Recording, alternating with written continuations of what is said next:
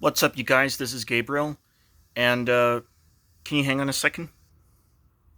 Hey there, guys. Sorry about that. I just had to check on something. But as I was saying, I I recently saw this video by this Sonic YouTuber known as J Frank 20, and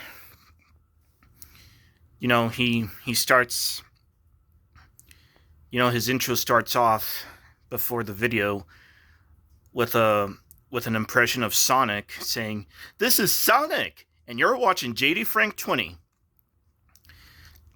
And this video of his that I saw recently was about the possibility of Amy Rose in Sonic Movie 4 using the time stones to show Sonic his parents, his actual biological parents, you know,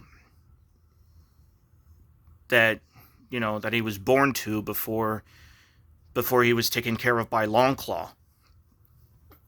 And he didn't mention anything about any of the videos that I did, but this when I saw this video, it reminded I remembered the video I once did about whether if future Sonic projects should show the parents of Sonic and his friends, and how any of their possible deaths may have, you know, not only made them sad, but also pushed them to become the characters that we know, where despite their losses, they do what they can to be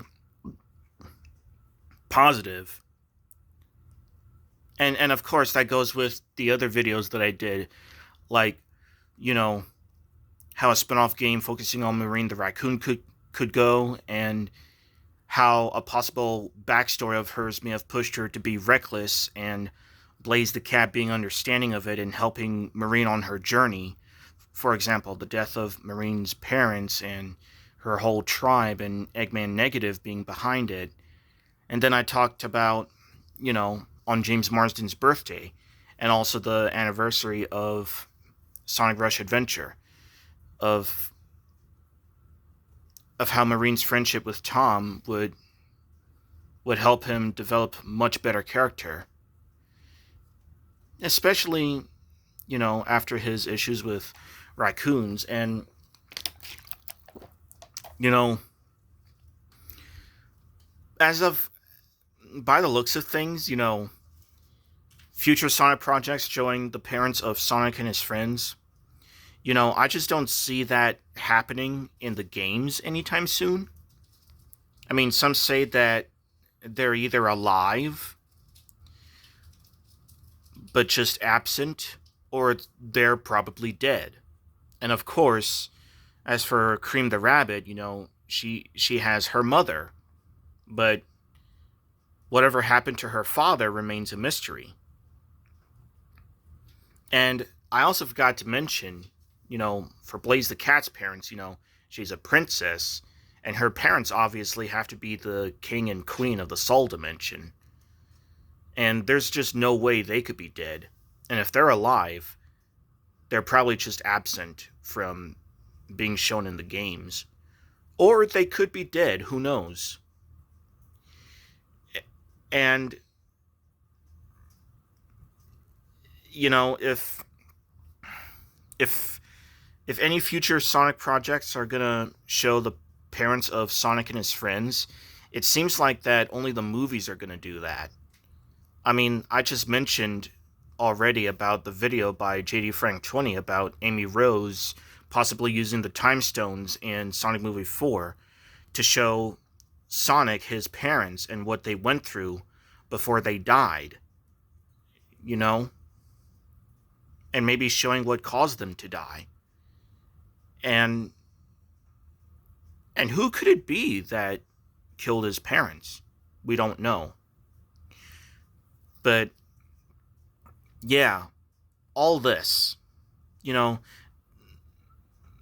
the parents of Sonic and his friends, and of course, uh, what they went through at the time and how sad they may have felt, yet how they did what they could to be positive despite the losses of their parents. This is how we this is how we Sonic fans should get a chance to explore more of these characters, actually explore them more and see how they really became what they have become. And I mentioned in one of those videos that I told you that I just did, and this could be a good idea. As far as Marine the Raccoon is concerned, I told you guys before, she was a reckless character, yet she did manage to get better towards the end of Sonic Rush Adventure. But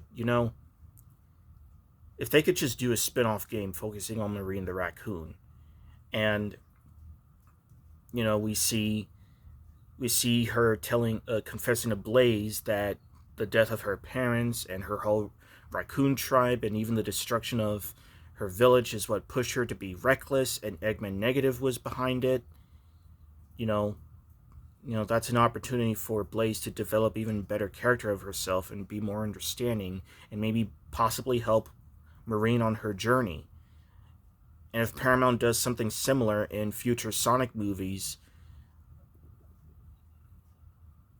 and Tom Wachowski is in this scenario, he would definitely become friends with Marine, because she's not just a raccoon.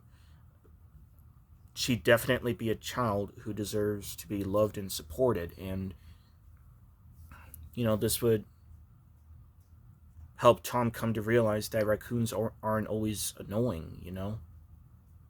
Not to mention what he was just going through with them in the first Sonic movie. And basically the point that I'm just making is that, the Sonic movies are probably going to be the only Sonic projects that will show the parents of Sonic and his friends. So far, I'm not so sure about Tails' parents, and of course, we got a glimpse at Knuckles' father in a flashback in Sonic 2, but so far we still didn't see Sonic's parents just yet, and of course, neither have we for Tails' parents.